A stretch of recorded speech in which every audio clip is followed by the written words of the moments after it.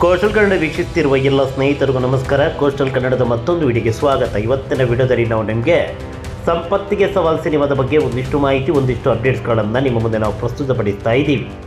ಸಂಪತ್ತಿಗೆ ಸವಾಲ್ ಡಾಕ್ಟರ್ ರಾಜ್ಕುಮಾರ್ ಅಭಿನಯದ ಸಿನಿಮಾ 1974 ಮೇ 24ರಂದು ಕರ್ನಾಟಕ ರಾಜ್ಯಾದ್ಯಂತ ಏಕಕಾಲಕ್ಕೆ ತೆರೆ ಕಂಡು ದಾಖಲೆಯನ್ನು ಬರೆದಂಥ ಸಿನಿಮಾ 51 ವರ್ಷಗಳ ಬಳಿಕ ರಿಲೀಸ್ ಆಗಿದೆ. ರಾಜಧಾನಿ ಬೆಂಗಳೂರಿನ 3 ಚಿತ್ರಮಂದಿರಗಳಲ್ಲಿ ಇದೇ ಬೇಜಾರು ಅಂತ ಹೇಳಿದರೆ, ಅದ್ಯಾವುದೋ ತಮಿಳು, ತೆಲುಗು, ಹಿಂದಿ ಭಾಷಾ ಸಿನಿಮಾಗಳು ರಿಲೀಸ್ ಆದಾಗ ಅಷ್ಟಷ್ಟು ಚಿತ್ರಮಂದಿರಗಳಲ್ಲಿ ರಿಲೀಸ್ ಆಗುತ್ತೆ. ಹೊಸ ಸಿನಿಮಾ ಬಂದಂತೆ ರಿಲೀಸ್ ಆಗುತ್ತೆ.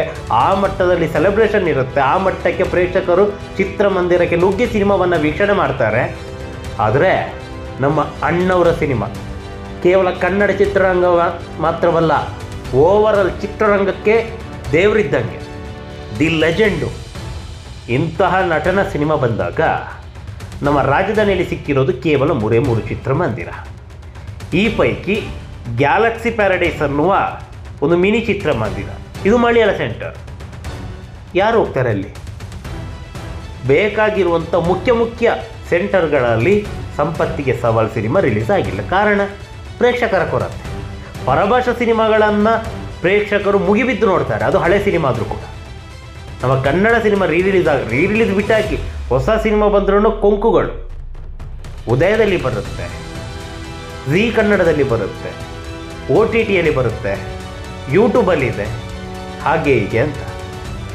ಅದೇ ಪರಭಾಷಾ ಸಿನಿಮಾಗಳು ಬಂದಾಗ ಅದು OTTಯಲ್ಲೂ ಇರುತ್ತೆ, ಅದು ಸನ್ TVಯಲ್ಲೂ ಬರುತ್ತೆ, ಈ ಕಡೆ ಯೂಟ್ಯೂಬಲ್ಲೂ ಇರುತ್ತೆ, ಎಲ್ಲ ಕಡೆ ಇರುತ್ತೆ. ಆದರೂ ಕೂಡ ಪ್ರೇಕ್ಷಕರ ಚಿತ್ರಮಂದಿರಕ್ಕೆ ಮುಗಿಬಿದ್ದು ಸಿನಿಮಾವನ್ನು ವೀಕ್ಷಣೆ ಮಾಡ್ತಾರೆ, ಹೌಸ್ಫುಲ್ ಆಗುತ್ತೆ. ನಮಗೆ ಯಾಕೆ ಈ ಥರ ಇರಲಿ. ಆದರೂ ನಮ್ಮ ಅಣ್ಣವರ ಸಂಪತ್ತಿಗೆ ಸವಾಲ್ ಸಿನಿಮಾ ಪ್ರಸನ್ನ ಚಿತ್ರಮಂದಿರದಲ್ಲಿ ಇವತ್ತು 4:30ಕ್ಕೆ ಹೌಸ್ಫುಲ್.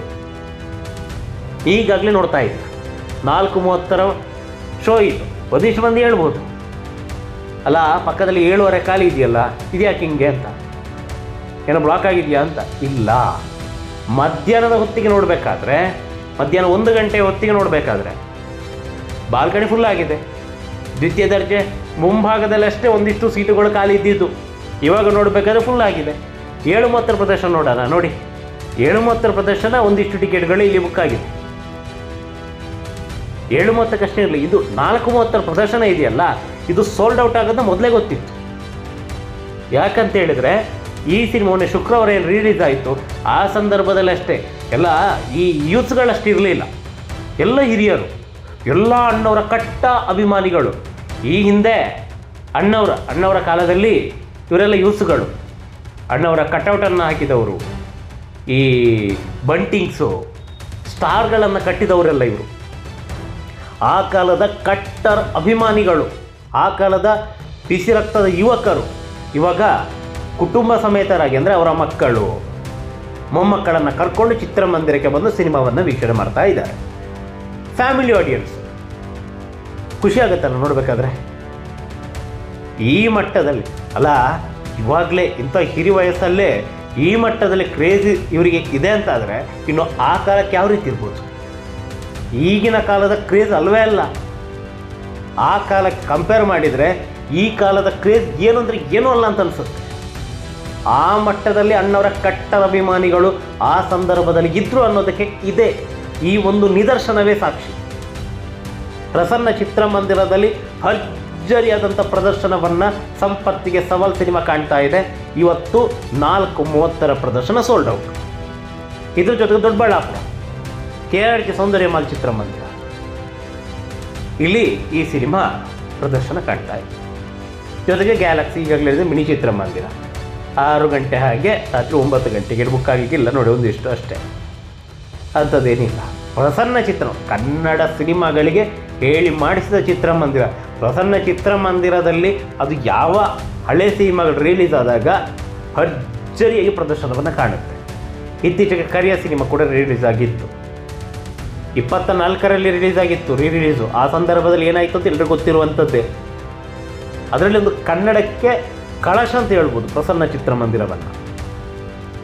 ಇದೀಗ ಇಂತಹ ಕನ್ನಡ ಸೆಂಟರ್ನಲ್ಲಿ 51 ವರ್ಷಗಳ ಬಳಿಕ ಸಂಪತ್ತಿಗೆ ಸವಾಲ್ ಸಿನಿಮಾ ರಿಲೀಸ್ ಆಗಿದೆ. ಭರ್ಜರಿಯಾದಂತಹ ಪ್ರತಿಕ್ರಿಯೆ ಪ್ರಸನ್ನ ಚಿತ್ರಮಂದಿರದಲ್ಲಿ ಈ ಸಿನಿಮಾಗೆ ಸಿಕ್ಕಿದೆ.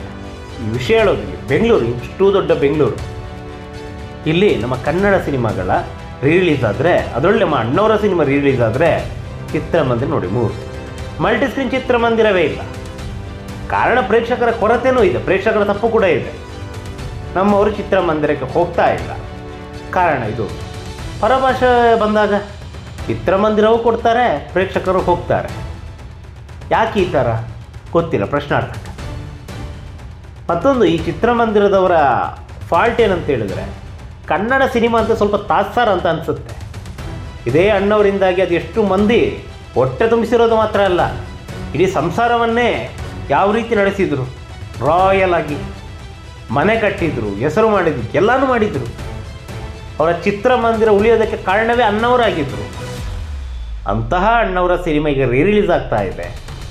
ಚಿತ್ರಮಂದಿರ ಒಂದು ಪ್ರೇಕ್ಷಕರು ಬರ್ತಾರೆ ಬಿಡ್ತಾರೋ, ಆ ಒಂದು ಏನಂತಾರೆ ಅದಕ್ಕೆ ನಿಯತ್ತಿಗಾದರೂ ಒಂದು ಚಿತ್ರಮಂದಿರ ಕೊಡಬೇಕು ತಾನೆ. ಬಾಕಿಯವರಾದರು ರಾಜಧಾನಿ ಬೆಂಗಳೂರಿನಲ್ಲಿ ಕೇವಲ ಪ್ರಸನ್ನ ಅಷ್ಟೇ ಚಿತ್ರಮಂದಿರ ಇರೋದು, ಕನ್ನಡ ಸೆಂಟರ್ ಅಂತ.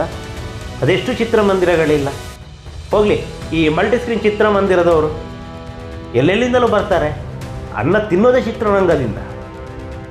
ಅಂಥದ್ರಲ್ಲಿ ಇಡೀ ಖಾಲಿ ಕನ್ನಡ ಚಿತ್ರರಂಗ ಮಾತ್ರ, ಭಾರತೀಯ ಚಿತ್ರರಂಗಕ್ಕೇ ದೇವರು, ಚಿತ್ರರಂಗದ ಪರಬ್ರಹ್ಮ ನಮ್ಮ ಅಣ್ಣವರು.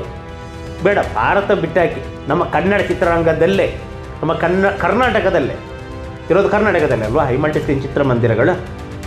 ಕನ್ನಡ ಚಿತ್ರರಂಗ ಅಂತ ಹೇಳಿದ ಕೂಡಲೇ ಕರ್ನಾಟಕಕ್ಕೆ ಯಾರು? ಅಣ್ಣವರು ತಾನೆ. ಅಂಥ ಲೆಜೆಂಡ್ನ ಸಿನಿಮಾ ಬಂದಾಗ ಒಂದು ಸೌಜನ್ಯಕ್ಕಾದರೂ ಒಂದೆರಡು ಪ್ರದರ್ಶನವನ್ನು ಕೊಡಬೇಕು ತಾನೆ. ಯಾಕೆ ಕೊಟ್ಟಿಲ್ಲ? ಹೆಂಗೂ ಆಗುತ್ತೆ. ಕರ್ನಾಟಕದವರು ಎಲ್ಲ ಮಲಗಿದ್ದಾರೆ, ಹೇಳುವವರು ಕೇಳುವವರು ಯಾರೂ ಇಲ್ಲ, ಅಲ್ಲಿ ಹೆಂಗೂ ಕೂಡ ನಡೆಯುತ್ತೆ ಅಂತ. ಇದೇ ಹಿಂದಿ ಸಿನಿಮಾ ಅದೆಷ್ಟು ರಿಲೀಸ್ ಮಾಡಿಲ್ಲ, ರಿಲೀಸು ಸಾಲು ಸಾಲು ಹಳೆಯ ಸಿನಿಮಾಗಳನ್ನು ಇವರೇ ಸ್ವಯಂ ಪ್ರೇರಿತವಾಗಿ ರಿಲೀಸ್ ಮಾಡ್ತಾ ಇದ್ದಾರೆ. ಪ್ರತಿ ವಾರ ಬರುತ್ತಲ್ಲ. ಕಳೆದ ವಾರ ಎಷ್ಟು ಬಂತು? 12-13 ಅಥವಾ ಅದಕ್ಕಿಂತ ಜಾಸ್ತಿಯಾ? ಹೌದಲ್ವಾ? ಎಂತೆಂಥ ಪರಭಾಷೆಲ್ಲ ಹಿಂದಿ ಸಿನಿಮಾಗಳನ್ನು ರಿಲೀಸ್ ಮಾಡ್ತಾ ಇದ್ದಾರೆ ಮಲ್ಟಿಸ್ಕ್ರೀನ್ ಚಿತ್ರಮಂದಿರದವರು. ಈ ಕಡೆ ಸಿಂಗಲ್ ಸ್ಕ್ರೀನ್ ಚಿತ್ರಮಂದಿರ, ಒಂದು ಮೂಲೆಯಲ್ಲಿ ತೆಲುಗು, ಮತ್ತೊಂದು ಮೂಲೆಯಲ್ಲಿ ತಮಿಳು. ಮುಖನೇ ನೋಡದಂತಹ ಹೀರೋನ ಸಿನಿಮಾಗಳು ಬಂದಾಗಲೂ ಕೂಡ ಅಷ್ಟಷ್ಟು ಚಿತ್ರಮಂದಿರ ಕೊಡುತ್ತೆ. ಸ್ಟಾರ್ ನಟರ ಸಿನಿಮಾಗಳಿಗೆ, ಅದು ಹಳೆಯ ಸಿನಿಮಾಗಳು, ಅಷ್ಟಷ್ಟು ಚಿತ್ರಮಂದಿರಗಳಲ್ಲಿ ಅಷ್ಟಷ್ಟು ಪ್ರದರ್ಶನ ರಿಲೀಸ್ ಆಗುತ್ತೆ.